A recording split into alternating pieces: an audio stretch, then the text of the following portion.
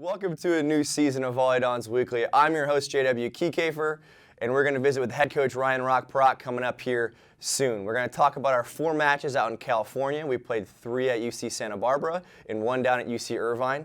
We're going to talk about and preview our matches against Penn State and St. Francis. And we're also going to meet the amazing Gabriel, Quinones, our senior setter. He's been here for 4 years, and he's a great guy. So we're going to talk about our matches and our 4 losses, unfortunately, out in California. Hope you tune in.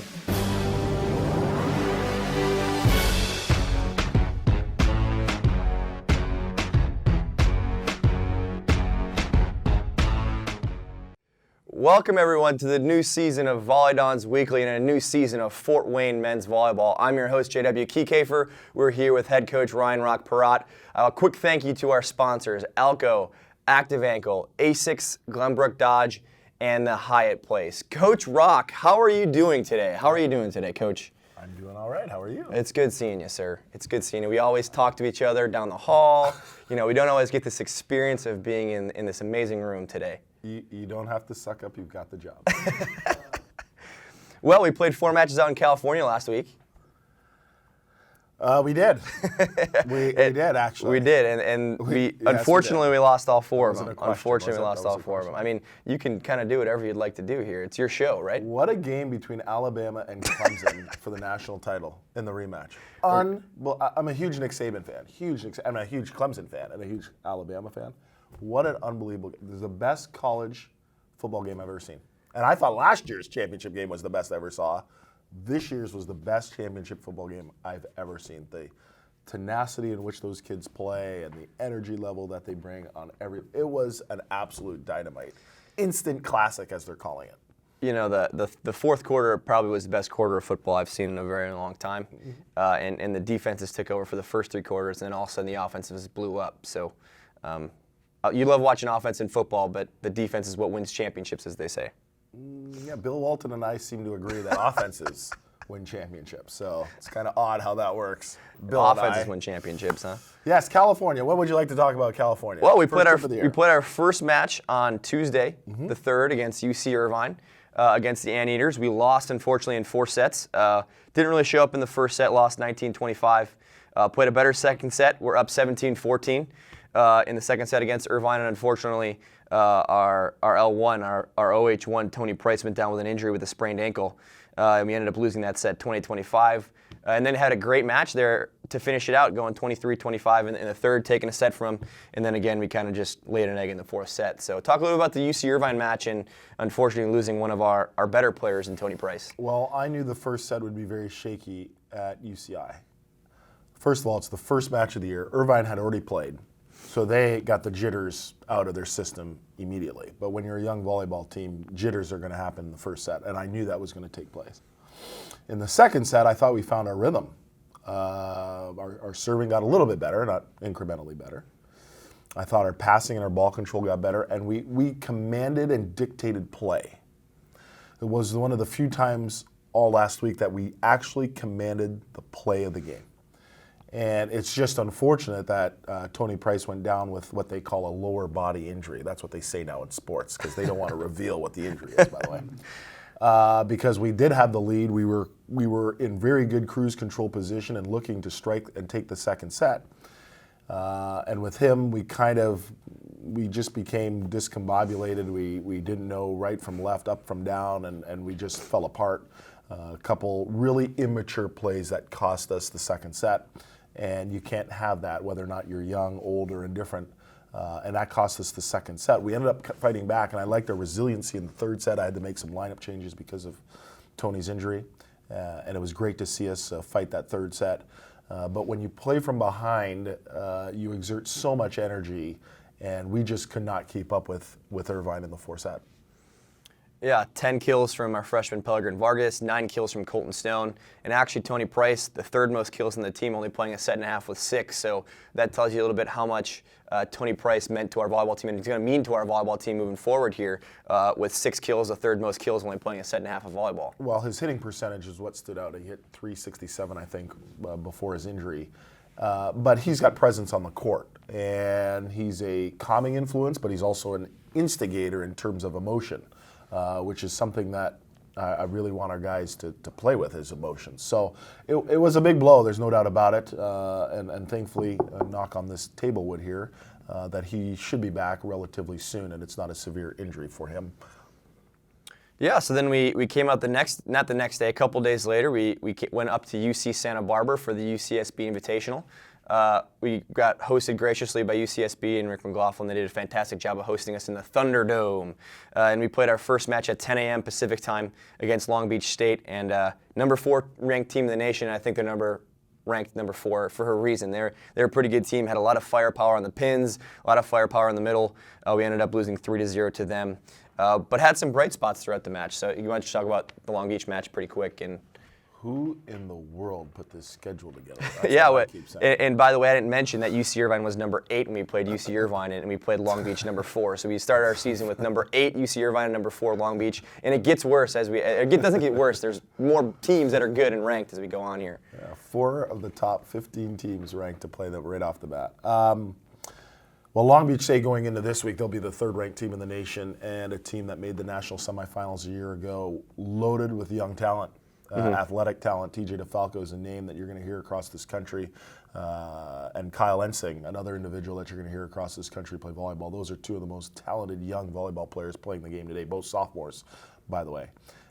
Long Beach State, athletic, great ball skills. They play the game so effortlessly. They pressure you with their serve. They try to get you out of a rhythm. And I was proud of us the first 2 sets because I thought we kept it close for at least the first half of both of those sets. Yeah. We just couldn't finish. And they just wear you down with the you see, that's the thing out in California is the physical makeup of those teams. They grind you down. Irvine was monster team, just monster team, and so was Long Beach State. And so we just couldn't get over the hump. And playing that kind of experience and that kind of team is a very, very difficult task to overcome. And we ended up playing 2 more teams out there in Santa Barbara and Northridge. We took a set from Northridge, losing 3-1, lost 0-3 to Santa Barbara. Any things from those 2 matches that stood out to you? Well, I'll wash out Santa Barbara because we just didn't compete. It was very disappointing. Our effort level was just brutal. But the match against Northridge was by far the best match that we played out there all week. We were competitive. We had some chances to really take a stranglehold on the match. But again, youth and athleticism or lack thereof cost us. We'll come back and talk about those 2 matches a little bit more later on. Coming up next is senior setter Gabriel Quinones. Thanks for tuning in. So everybody said to me, you are really going to paint in public and people can talk to you and ask questions and stuff, and I said, whatever it takes, I will do it. What's central to my work is individuality. When you look at another person and they're looking back at you and you realize the entire universe is behind those eyes, it's an authentic miracle. And individuality is such an incredible thing. Everybody is so different. Welcome back to VolleyDons Weekly. I'm your host, J.W. Kieckhefer. And with me here today is Gabriel Quinones, senior setter. How you doing, Gabe? Good. How you doing, J.W.? Good. Remind me again exactly where your hometown is in Texas. Dallas, Texas. It is Dallas, okay. Yeah. So how's mom and dad doing? Good. My mom is currently working on her classes. She does AP Chemistry and Physics, I believe.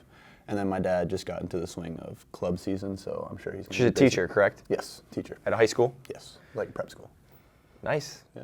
That's why you're so smart. Your mom probably forced you to be pretty smart, huh?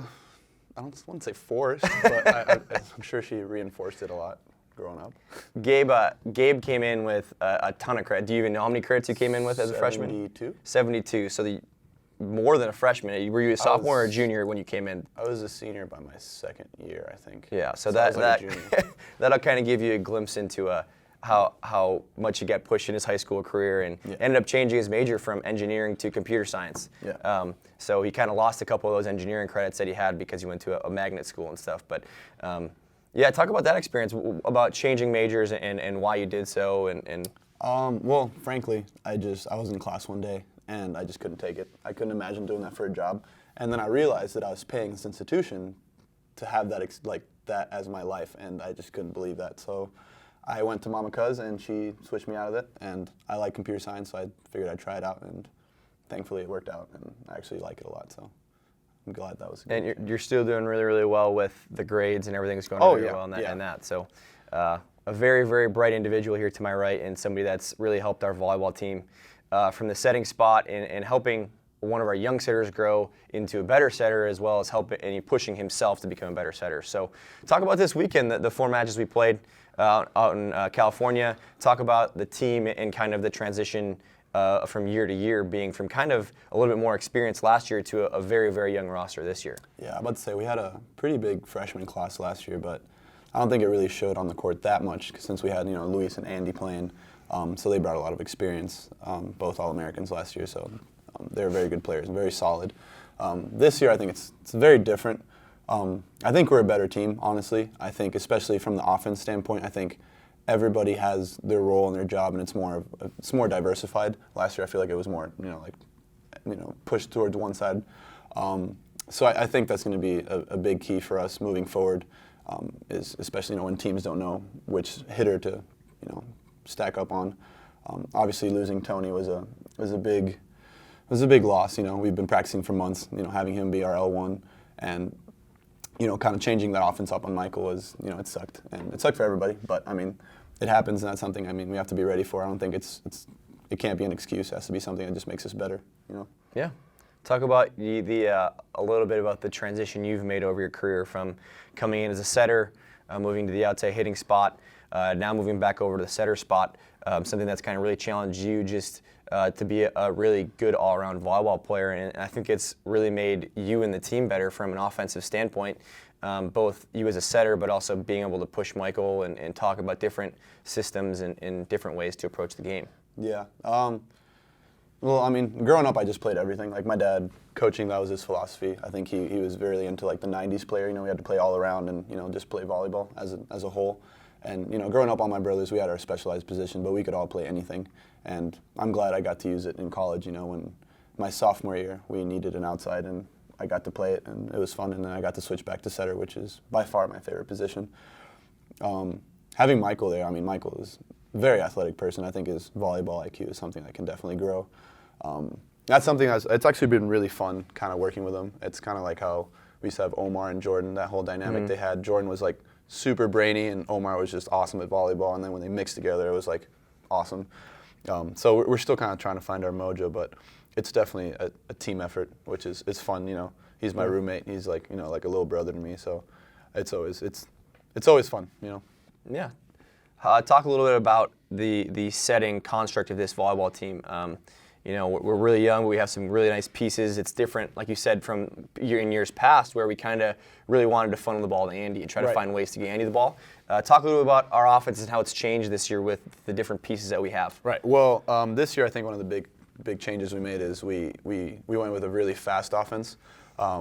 Andy's ball was a little bit loopier, so it kind of threw off everybody when we were going fast one way and slow the other. So we ended up at a medium tempo last year. But this year I think we have pretty not big pins, but they're fast and explosive, so we can utilize that to our advantage. So we've been running the ball really quick to the pins. We're still a pretty pin-oriented team, which meaning our freshmen Pele and Tony carry most of the offense, along with whoever happens to play the opposite spot. But I think this year we have, thankfully, since we have Graydon back and Richie, which is our freshman middle, he's pretty athletic, and I think that's something we can utilize a lot. We did against CSUN. We definitely used our middles a lot. We kind of went away from it a little bit towards the end. I think that might have been a factor in losing, honestly.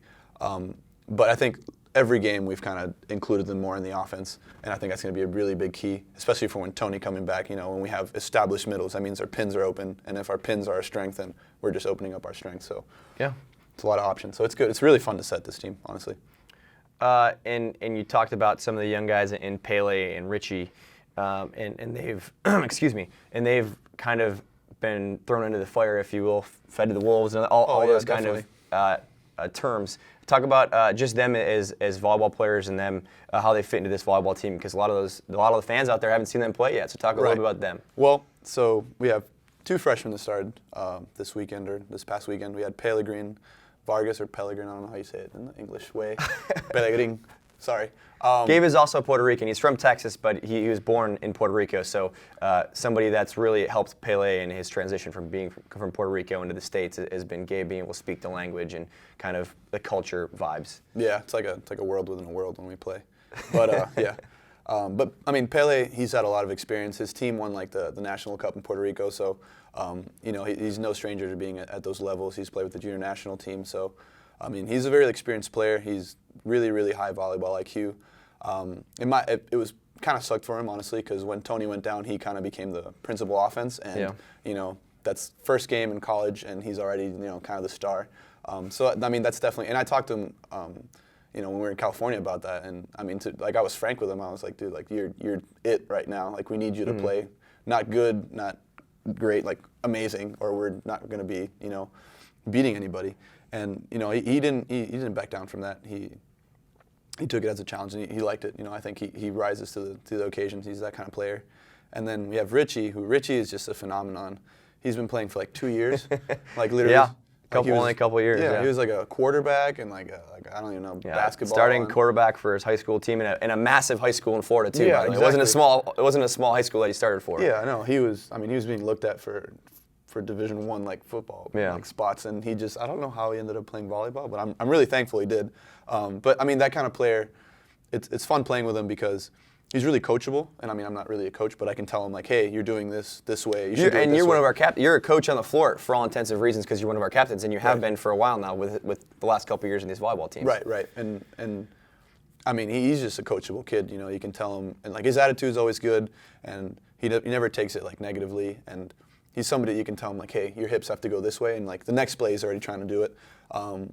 So he's been really just like a sponge, honestly. Like every game, you can see him getting better. Against CSUN, he had like 400. I mean, he was like our main production. He's unstoppable. Yeah, and I mean, he was being really smart too. It wasn't just bounces. Like he was going over the block, making shots. His blocking is still something that he's getting a handle on. But I think today, even in practice, he did a little bit better. But I mean, that's a really big thing, is he always is getting better. And he's, I mean, just 2 years into his career, so I can't even imagine what he's going to be like in 2 more years. Like you said, he's almost like that piece of clay for you as a setter and for us as a coach to try to move into the kind of player that we'd like him to be, and being a 6'7" big framed kid. Yep. It's a coach's delight really, and a setter's delight really to try to mold this player into what you want him to be. Oh yeah. And then talk a little bit about your experience here for your senior year so far. What do you think, how it's gone? Well, we're 0-4, so it's not what I hoped for to start with. But I mean, I figured, I mean, I always know my role in the team, and I know my role this year, I figured was, you know, we have a young squad, so I've been trying to like get as much volleyball knowledge from me to them as much as I can in practice and games, whatever. I give feedback to whoever I can, and then just as always, you know, whatever position you play in any team, your job is to either start or push whoever's in front of you. Yep. So with Michael, I've done that a lot. You know, when we're at home, we watch video. You know, we talk about volleyball, even if it's just messing around playing volleyball in the living room. Like I always try to keep him engaged. You really help him out a lot. Yeah, and it's fun. Well, thanks, Gabe Quinones. We'll welcome back head coach Rock Perrotte in the next segment. I am an entomologist, which means I study insects, specifically insects that transmit diseases and pathogens that cause diseases in plants. I mean, it's incredible the amount of great research that's going on here, where students can get involved. So many undergraduate research support and travel opportunities that are here. I feel like, you know, they can really reach for the stars right here in IPFW. Welcome back, everybody, to VolleyDons Weekly with head coach Ryan the Rock Perrotte. Thank you to our sponsors, IAB Bank, Indiana Physical Therapy, Molten, ONE, and Pizza Hut. Coach Perrotte, welcome back. Talk about Gabe Quinones a little bit and what he's meant to our volleyball team in the last 4 years of his career and kind of moving forward here throughout the season. Who's who? The guy who was in the chair right between your two segments. That guy. One of the brightest, smartest young men I've ever been around. Unbelievable pedigree. His older brother Michael, played here on our 2006 team that went to the NCAA Final Four tournament in volleyball. Great family. Again, one of the brightest people I've known, and he's the ultimate team player. You ask Gabe to do anything, and he'll do it for you. You wish you can have a whole team full of Gabe Quinoneses, and that's the highest compliment that I can pay someone. And he talked a lot about, when he talked about Pellegrin, he talked a lot about his volleyball IQ and his knowledge of the game, having been around the game for pretty much ever. since he's been born, and Gabe is the exact same way. He's been around the game since he's been born. He's got a high volleyball IQ. The ability to go from setter to left side back to setting position kind of proves that point that he just knows the game inside and out, and has been going to be a valuable asset for this volleyball team moving forward. And I know that doesn't constitute internationally because Puerto Ricans are Americans, U.S. Volleyball is part of their DNA. Yeah. It's like Californians. Beach volleyball is in their DNA. It's like Canadians. Hockey is part of our DNA. I mean, it's very interesting to listen to both Gabe and Pellegrin have a discussion when it comes to volleyball because it's so much higher than the average volleyball player in this part of the country because it's part of their DNA, and it's something special to have on your team for sure. Yeah. Talk about a little bit. We missed the CSUN match, and I kind of wanted to step on that in the beginning of the show. The best match we played out there was against Cal State Northridge, and we lost in 4, but we won the second set and then lost 2 sets by 2 points, 30-28, 29-27. Just talk about that match really quick. Slow start, got smoked in the opening set. Then we woke up in the second set due to some trash talking, and I think I changed the lineup. It was too. pretty chippy. So then we battled back, which was great. Third set, had an opportunity, I think, We had a swing for the set. We had a swing for the set. Yep. Couldn't convert. I think we ended up losing 30-28, 30-28 in that third set. But a great back and forth battle, and then the fourth set, we also lost another deuce set, 29-27, something like that. So I was pleased with our competitive demeanor on the volleyball court. I was not pleased with our serving. I thought our serving was anemic. I was not pleased with our blocking, but I was very pleased with our defense and our transition game. There are so many things that we need to get better at, and it has to do with consistency. And I really like the fact that we battled. The bad part about playing that match was it was the second match on the Friday that we played, and then we only played one match on Saturday against Santa Barbara. And we did not carry over the competitive edge that we had against Northridge to play against Santa Barbara, and that was by far the most disappointing thing. Talking about carryover here, we get back to Fort Wayne. Obviously, we're back in Fort Wayne now, but we're back in Fort Wayne for the weekend. This weekend, we have 2 massive matches against more ranked teams. St. Francis has been the first team out of the lineup receiving votes in the rankings, and Penn State's number 13, I believe, right now. So we welcome 2 very, very good teams to the Gates Sports Center and Arnie Ball Court this weekend. Talk about some of the matchups we get with St. Francis and Penn State. St. Francis is a very good volleyball team. They smoked us last year at St. Francis. They run a fast offense, and they play hard-nosed volleyball and dictate play so fast, and they jam things down your throat. Penn State is a typical Penn State team. They're big, they're athletic, they're talented. In order for us to play well against both of these teams, 3 things need to happen. Number 1, we need to serve and pass the ball really well. Yeah. Number 2 is that our defense has got to show up and play defense. And number 3, Michael Keegan and whoever plays opposite for us has got to perform. Yeah, and once again, those matches are at 7 p.m. 7 p.m. Friday against St. Francis and 7 p.m. Saturday against Penn State. We're looking forward to playing some good volleyball. I think that, like you said, the transition from coming back from California has been pretty tough on us in practice. Do you think we can kind of cope with that moving forward here? I think it's nice to be back home. I think after that long travel, we left New Year's Eve, came back the day before school started. I think being home this week will help us because we have another big long trip next weekend when we go out east to Boston and Connecticut. So I think some home cooking will be very, very nice. Yep. Unfortunately, the competition just gets better and better and stronger and stronger. There are no nights off anymore in volleyball. And, I'm not going to get into it here with the athlete and rally scoring and so. It's just every night you got to be able to bring your A game. And St. Francis is going to bring their A game and Penn State is going to bring their A game. So we better make sure we bring our A game when we open up here at home this weekend. At 7 p.m. on Friday and Saturday. Thanks to head coach Rock Perrotte for being here. Thanks to Gabriel Quinones for being here. 2 great segments. We want to thank everybody at IPFW in Fort Wayne for helping us out with this season. So, as Coach Franke used to say, get your serves in. You need your own tag. See you next time, everybody.